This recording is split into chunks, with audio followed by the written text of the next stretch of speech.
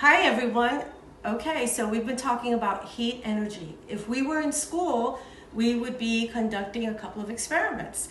But since we're not, I thought I should show you here at home. So I've got this regular bar of soap. Okay, let's see what happens if I put it in water.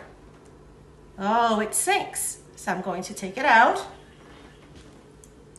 And then I'm going to put in this ivory soap. And let's see what happens with the ivory soap. Oh, as you can see, it actually floats. And the reason it floats is because ivory has special properties. You see, when it's manufactured, air is actually whipped into the soap. So for that reason, we're going to use the ivory soap to see what happens when heat is added to it. So I've got this plate here with a new bar of soap, and I'm going to put it in the microwave. Now, don't try to do this by yourself at home without mom or dad knowing, okay? So I'm going to put it in here, and knowing that it's full of air, I'm going to see what happens if I put it in there for 1 minute. All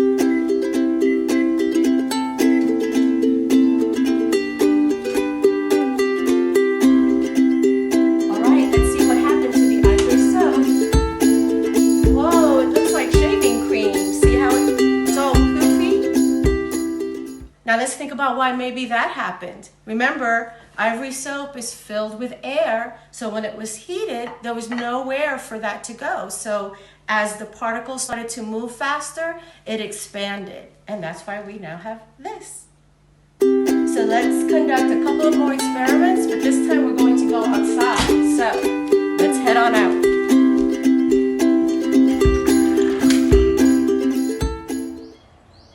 Hi, okay, so now we're outside my backyard. Beautiful day out, so it's perfect for this little experiment. Here I have wood, a metal lid, and a sponge, okay? So I'm going to cut slices of butter, and we're going to see which material is going to make the butter melt the fastest.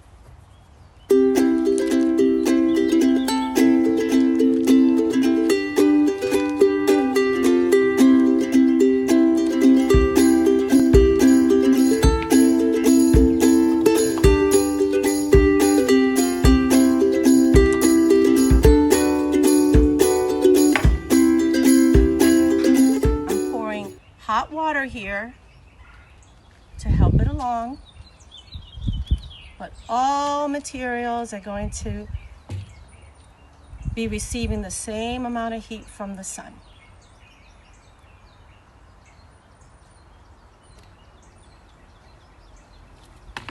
So in just a little bit, we're going to see if your prediction is right. Okay, so here we are. Hopefully your prediction was that the butter will melt quickest on the metal lid, and that's because metal is a good conductor. Remember, we talked about what is exactly a good conductor. So when we compare that to the wood and the sponge, you see that the butter is melting because of course it's receiving heat from the sun. However, with metal being a good conductor, we had that hot water surrounding it, and it went ahead and melted the butter fastest. So our next experiment is actually going to show just how good metal is as a conductor. So now we're ready to see how metal is a good conductor. It's almost lunchtime, and I'm in the mood for hot dogs. And it's a beautiful day out, so it's perfect to use a solar oven. So lucky for me, I had cardboard, and Mr. Pacifico cut this so that we can make our oven. I'm going to cover it with aluminum foil, so that's going to be the metal material.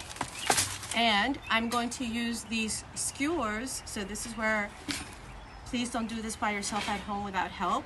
Made some holes through here. I'm gonna poke it right through. Have the second skewer. I'm going to poke it right through, and then that way I have where my tray can rest, and that's where I'm going to place my hot dogs. So I'm going to cover up with aluminum foil, and then we're going to see how quickly they cook. So here is my solar oven, completely covered with the aluminum foil. I've got my hot dogs on the tray that's propped up with the skewers, and we are going to see just how good of a conductor metal is. So, sun's shining and my hot dogs are going to be ready for lunch. Okay, it's time for lunch. The hot dogs, they look ready. I've been moving the solar oven around so that it would get the most sun. So after about an hour of very strong rays, I'm ready here with my buns and my ketchup. So I'm ready for lunch. Hope you guys have a good lunch too.